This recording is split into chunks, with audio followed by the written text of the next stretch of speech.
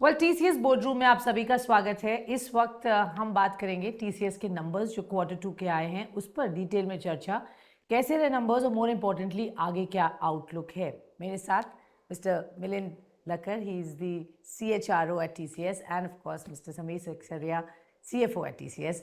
बहुत बहुत स्वागत है आप दोनों का, धन्यवाद हमें समय दिया। वेल नंबर्स पर हम ओवरऑल देखते हैं तो मिक्स्ड परफॉर्मेंस कह सकते हैं। Not really met the street expectations overall, लेकिन जो खास बात है वो है आपने मार्जिन्स इस बार हमने देखे बढ़ के आए हैं। So that's the good news. But dollar revenue 13 quarters में पहली बार डिक्लाइन देखा गया। सो समीर, मैं आपसे पहला सवाल है, ये डॉलर रेवेन्यू का जो नंबर है ये कितना बड़ा कंसर्न है, क्योंकि हमने डिक्लाइन जो देखा है इसको आप कैसे समराइज करेंगे एंड आउटलुक आगे क्या रहेगा? सो अगर डॉलर रेवेन्यूज देखें, is a factor of cross currencies. Dollar appreciated against GBP और यूरो। लेकिन अगर हम फिर ये क्वार्टर का सीक्वेंशियल रेवेन्यू ग्रोथ भी देखें तो रुपी टर्म्स में 0.5% रहा है। सो वहाँ पे again due to cross currency benefit रहा है। क्वार्टर का जो कांस्टेंट करेंसी रेवेन्यू है, जो बिजनेस ग्रोथ है, has been flattish. 10 basis points का की बढ़ोतरी हुई है।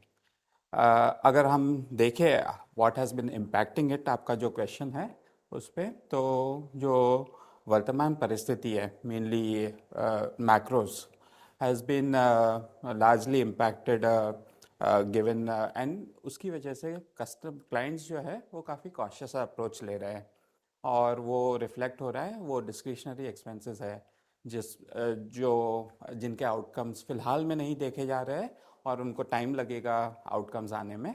वहाँ से रिप्रायोरिटाइज करके वो कॉस्ट ऑप्टिमाइजेशन पे फोकस कर रहे हैं।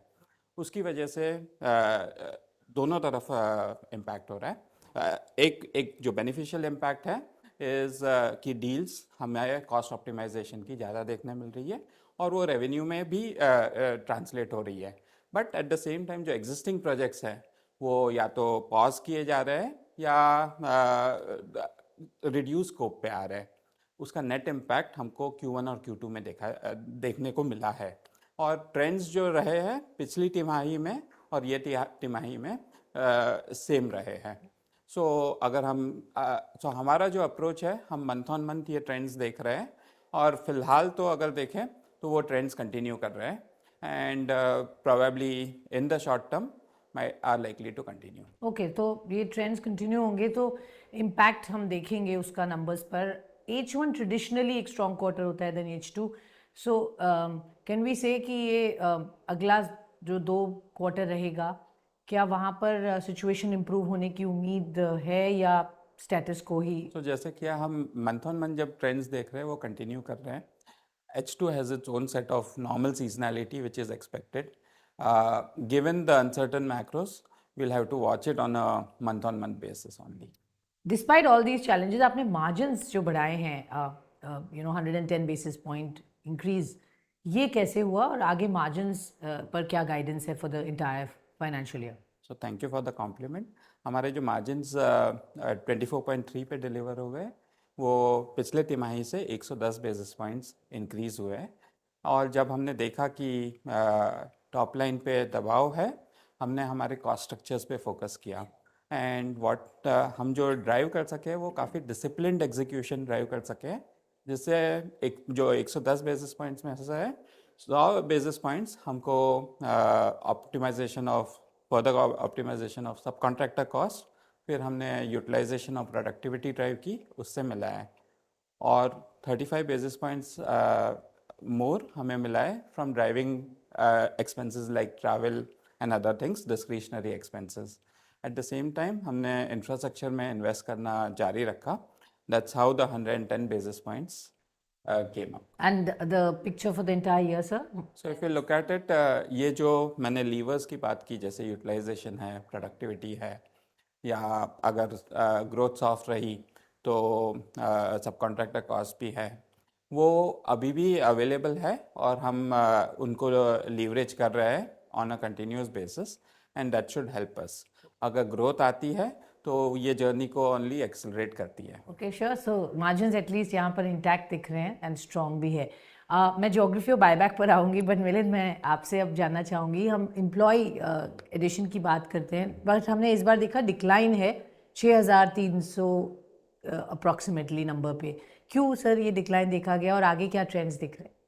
स्वाति, मैं आपसे पिछले 2-3 तिमाही से बात बोल रहा हूँ कि हम लोग बहुत ज़्यादा निवेश किया है हमने कैंपस हायरिंग में, 24 महीनों से हमने निवेश किया है, उसका हमको अब फल देखने को मिल रहा है। ये सबसे पहली बात। दूसरा, एट्रिशन कम हुआ है, तो ये सब देख के हमने हमारा हायरिंग रिकैलिब्रेट किया, और हायरिंग रिकैलिब्रेट करने से हमारा टोटल हायरिंग जो हुआ वो कम हुआ कंपेयर टू हमारा एट्रिशन, और उसके कारण आपको नेगेटिव हेडकाउंट देखने को मिल रहा है। So it is everything to do with the investment we have made, and it has very little to do with the overall business situation. Okay, alright, तो ये एक तरह से एक स्ट्रैटेजी है, prudent way of managing your staff.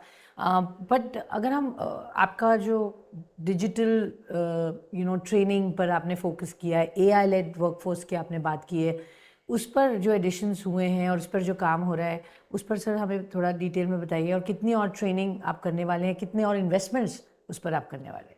जी, ऐसा है कि हम लोगों ने सबसे पहली बात तो ऐसा सोचा है कि हम लोगों को लार्जर वर्कफोर्स को सबको बेसिक ऑफ जनरेटिव एआई मालूम होना चाहिए। ओके, दैट्स द बेसिक, वो बेसिक। फाउंडेशनल स्किल सबको मालूम होना चाहिए, राइट। तो हम लोगों ने, पहला हमारा माइलस्टोन था कि हम 100,000 लोगों को हम लोग बेसिक फाउंडेशनल स्किल करेंगे, और वो हो गया। जी। और फिर सोचा, अभी उसके बाद इन पैरेलल हमने सोचा कि इनका करियर पाथ क्या है, मतलब कैसा डेवलपमेंट करेंगे, कैसा नेक्स्ट स्किल्स डेवलप करेंगे, तो वो भी रेडी है। तो अब उन लोगों को 1 लाख लोगों को उनमें से कुछ लोग will start attending higher skills, and will build a pyramid for generative AI skills in the company. तो ये तो होना ही है, और ये सब सीखने के लिए सिर्फ क्लासरूम में सिखाई नहीं होती है, ये इसको सीखने के लिए we have created AI playgrounds, environments where they can actually play with. तो इतना अच्छा हमने पूरा एनवायरनमेंट क्रिएट करके रखा हुआ है कि अगर हमारे लोगों के लिए it is a amazing opportunity for them to learn this things, and this is actually the way of going forward for the years to come, और that is the only way our people will be ahead of the game, and thereby the larger TCS as well. Okay, क्योंकि हम बात कर रहे हैं overall business की, vertical wise अगर हम देखते हैं, क्योंकि बीएफएसआई में ज़्यादा ग्रोथ नहीं देखी गई, तो क्या उस पॉइंट ऑफ व्यू से उस पर्टिकुलर सेगमेंट या वर्टिकल में कम हायरिंग होगी वीज़-अ-वी कुछ और वर्टिकल्स जहाँ पर बेटर परफॉर्मेंस है? ऐसा नहीं कर देखते हैं हम लोग, ऐसा नहीं देखते हैं, क्योंकि हम लोग इस तरह से कि हर क्वार्टर में किस तरह से परफॉर्मेंस हो रहा है उस तरह से हायरिंग करेंगे, ऐसा नहीं सोचते हैं। क्योंकि हमको आगे का सोचना है, आगे क्या होने वाला है, आगे कैसे डेवलप होने वाला है, आगे क्या स्किल्स डेवलप करना है। कैंपस हायरिंग का अपना शेड्यूल होता है, उसमें लेना ही पड़ता है कैंपस हायरिंग। तो ये सब चीज़ें are dependent but not very hardly linked, तो हायरिंग जैसा कैंपस हायरिंग हर क्वार्टर में हम लोग substantial number of trainees are coming in, actually good number of also lateral hiring is happening. अभी भी हो रहा है, ऐसा कुछ नहीं है कि एकदम से बंद है, सब पूरा चल रहा है, और just negative headcount happens to be because of it, the attrition numbers are more than the hiring we did. Okay, fair enough. Buyback, वो एक बड़ा अनाउंसमेंट था आपके कमेंट्री में, 17,000 करोड़ रुपए की जो आपने बात की। वेल, स्ट्रीट की शायद एस्टिमेट्स थोड़े ज़्यादा थी, सो पहले तो सर क्या थॉट था इसके पीछे, एंड आगे क्या ट्रेंड्स लग रहे हैं on unlocking value for share holders? Overall जो डिसीजन है बायबैक का, वो बोर्ड का डिसीजन है। अगर हम ओवरऑल कैपिटल एलोकेशन की बात करें, तो हमारी जो पॉलिसी है वो ये है कि हम सब्सटेंशियल फ्री कैश फ्लोज देंगे वापस शेयर होल्डर्स को। और अगर आप ट्रेंड्स देखें लास्ट 5-6 साल के, तो ऑन रोलिंग 3 क्वार्टर बेसिस हम almost 100% of are free cash flows generated shareholders को वापस कर रहे हैं। और अगर रेंज देखें तो वो 80 to 110% के बीच में रही है, and we can expect substantial free cash flows to be return back to our shareholders. Okay, हमने देखा ये थर्ड कंसेक्यूटिव क्वार्टर है जहां आपका deal and order pipeline is very very strong, cross the $10 billion mark. क्या यही अब normal है, this is how it will flow So yes, in terms of the fact that 3 quarters 10 billion के ऊपर रही है, ये क्वार्टर हमारे पास दो मेगा डील विंस थी जो ऑलमोस्ट 1 बिलियन ईच की थी. अगर हम एक्सपेक्ट करें तो द नॉर्मल रेंज ऑफ जो हमने कॉल आउट किया है 7 to 9 billion should be kept as the norm. But why not? If it continues at 10 billion plus, that only helps. Okay so ये यहाँ पर एक स्ट्रेंथ हमें दिख रही है कंपनी के पॉइंट ऑफ व्यू से. क्विकली सर, एक ज्योग्राफी वाइज जो आपका स्प्रेड है एंड ऑल्सो वर्टिकल वाइज, वहाँ पर जो ट्रेंड्स हमने देखे हैं क्या वही लग रहे हैं कंटिन्यू होंगे? BFSI for example is not worked out very well, north America is not showing as promising growth, however UK में अच्छी ग्रोथ दिखी है. तो क्या ज्योग्राफी एंड वर्टिकल वाइज आपको लग रहा है कि जो ट्रेंड्स अभी दिखे हैं यही कंटिन्यू होंगे? सो अगर देखें तो पिछले कुछ तिमाहियों से नॉर्थ अमेरिका और Europe are the most impacted ones. And we can link it to the macros also because that's how The it's geopolitical, visible, how it pans out. So हम क्या कर रहे हैं कि कस्टमर्स से काफ़ी क्लोज रह रहे हैं और उनके एजेंडाज में हेल्प कर रहे हैं. As macro improves, we would expect things to improve. Vertical wise जैसे आपने बात की, BFSI जो टेलको कंपनीज है, CMI जो हम बोलते हैं, कम्युनिकेशन मीडिया और tech services were the most impacted and that continues. But अगर हम BFSI की बात करें तो it has turn positive. Similarly, Europe has turned positive, but that is a one-quarter trend. In general, the larger trends, if we look at it on a few quarters basis, those trends continue.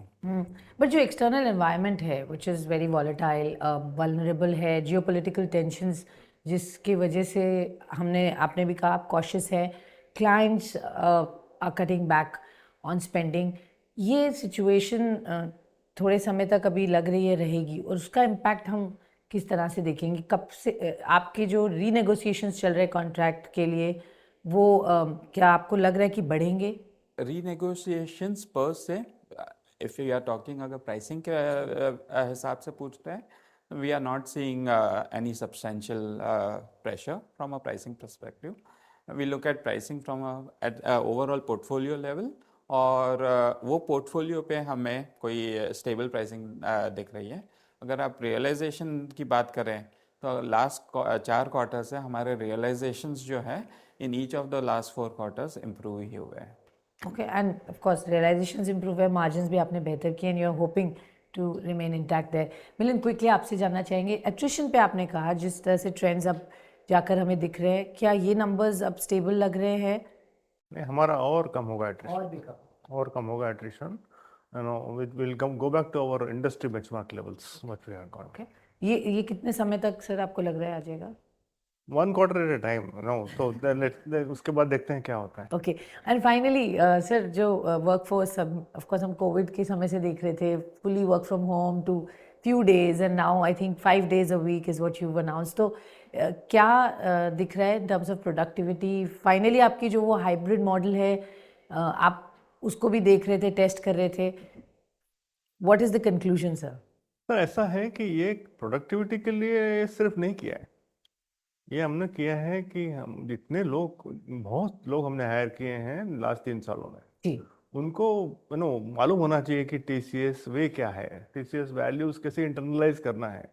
और वो तभी वो होगा आके जब साथ में आएंगे, साथ में रहेंगे, साथ में सीखेंगे एक दूसरे, सिर्फ अपने से नहीं, एक दूसरे से भी, और रिलेशनशिप, प्रोफेशनल रिलेशनशिप डेवलप करेंगे बैठ के. वो सब होने से ही एक करियर डेवलपमेंट होता है ना. हम लोगों ने यही किया है इतने साल, और what we learn from each other is lot more और equally important than what we learn ourselves. और ये सब तभी होगा जब साथ में आएंगे. तो ये हमारा अभी का प्लान तो ऐसा ही है कि हम लोग साथ में रहेंगे. आगे जैसे फ्यूचर वर्क मॉडल्स इवॉल्व होंगे तो डिसाइड करेंगे क्या करना है. Alright, thank you so much. आप दोनों का बहुत बहुत धन्यवाद हमसे जुड़ने के लिए. धन्यवाद.